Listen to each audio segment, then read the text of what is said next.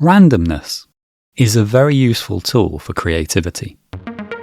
A randomly generated sequence of notes is an easy way to new musical ideas and is commonly used in generative music. However, music is not random. Music requires repeatability. So how do you harness randomness without descending into chaos? If you're looking to use a generative approach in your music making, but don't want to end up in a mess, stick around, because that's what I'm going to talk about in this video. I'm going to create some music from scratch and see where we end up. In doing so, I hope to show you how to use a random generator to create melodies, bass lines and pads. Talk about some of the downsides of this approach, how to rein in the randomness and take control, and how to create repeatability without compromising the creativity.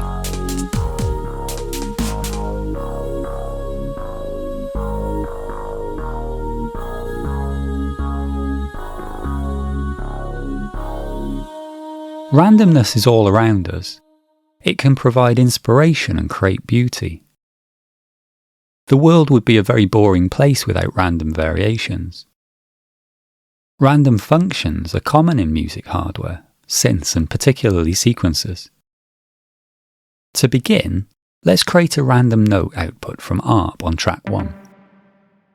We'll set the scale to chromatic, set steps to 1, then we'll add an effects modulation to the note offset parameter.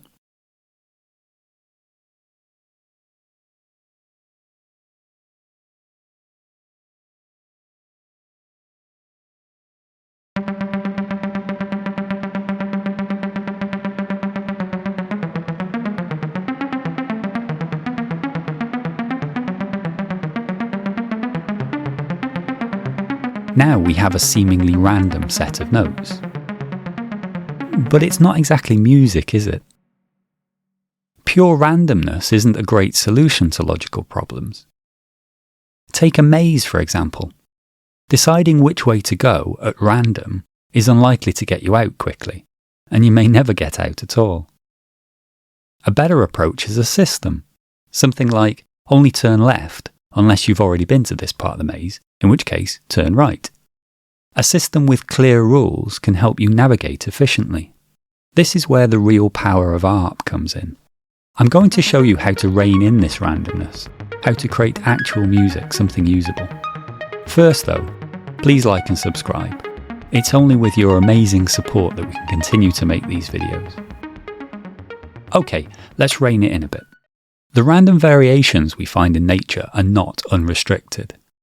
The leaves on a tree are all different, but they all look like leaves. The variations between them are confined by the properties that make them a leaf: size, shape, colour, etc. and the range of possibilities for each of those properties. These are the parameters of a leaf. MIDI ARP, being a parametric sequencer, gives you access to the parameters of a musical sequence and lets you control the range of what's possible. The boundaries, if you like. A musical scale is one form of boundary. Just as a leaf must absorb sunlight, in order to do its task well, a musical note must fall somewhere on a musical scale, most of the time at least, in order for it to be considered music. So, setting a chord or scale on ARP sets a boundary. It limits the possible notes of the sequence. ARP then lets you change the chord on the fly.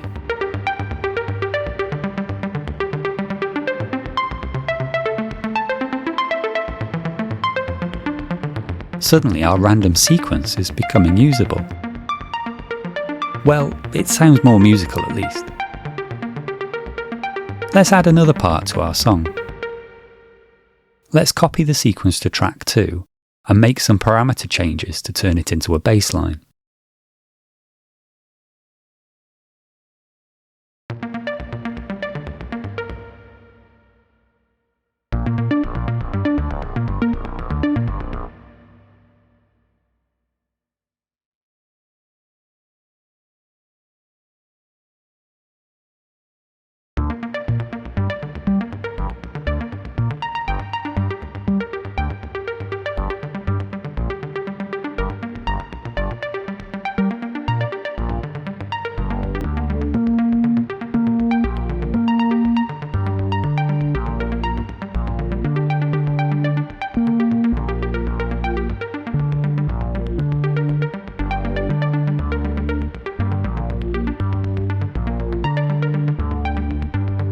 Now, with both tracks playing, because of the boundary set by the scale, they're in harmony, despite both being seemingly random in nature.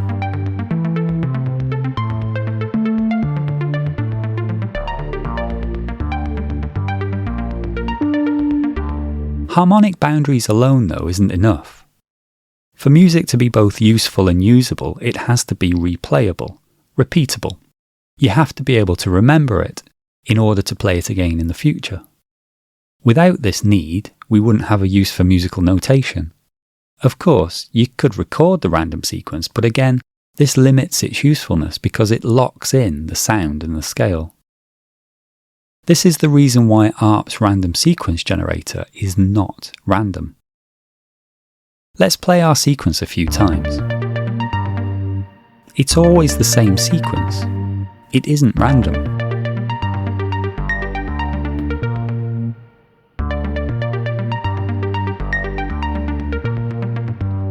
This is how ARP's effects sequence generator works. You choose the starting sequence by selecting a seed.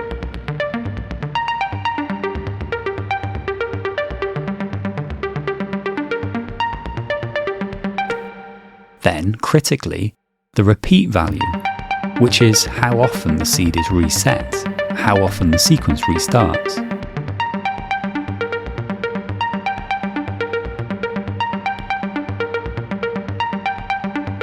There are 127 seeds, and you might think this isn't enough, but the sequence is further modified by the effects amount, which has a big impact on the sequence that is generated.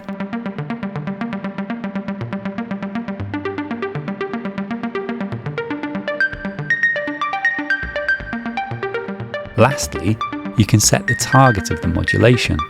This is where the parametric approach really shines.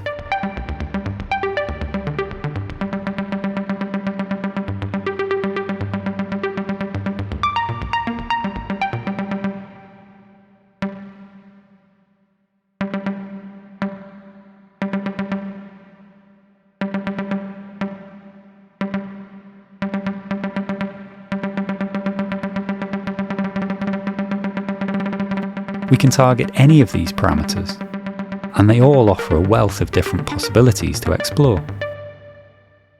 ARP's approach is known as a deterministic system, whereby for a given input you always get the same output.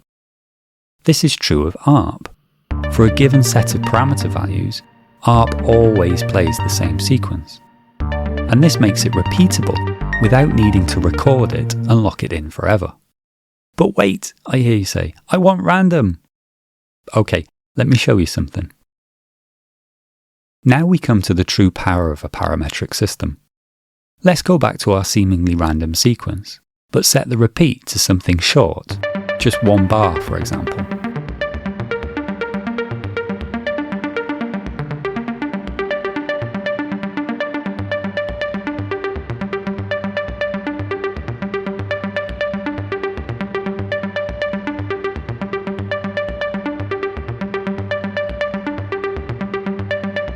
Now let's add a second modulation. This one will target the effects amount, and we set it to repeat on an odd number of bars. Let's listen.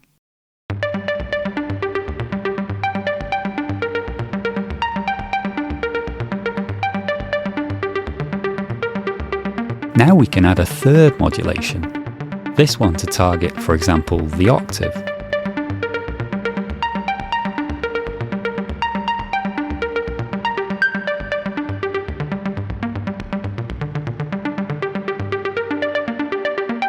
And if we stop and start,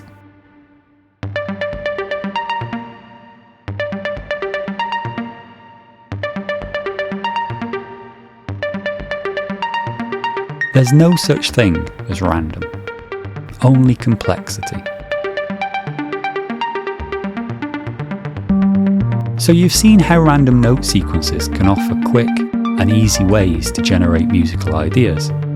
And yet they bring problems like repeatability and limited usefulness. But hopefully you can see how ARP's approach overcomes these difficulties without losing the benefits to pure creativity that unpredictability brings. ARP's parametric and deterministic approach to music making could be the key to unlocking your generative musical journey. What are your thoughts on randomness in music? What do you think about the approach ARP takes? Let me know in the comments below. I hope you enjoyed this video. I'll catch you in the next one.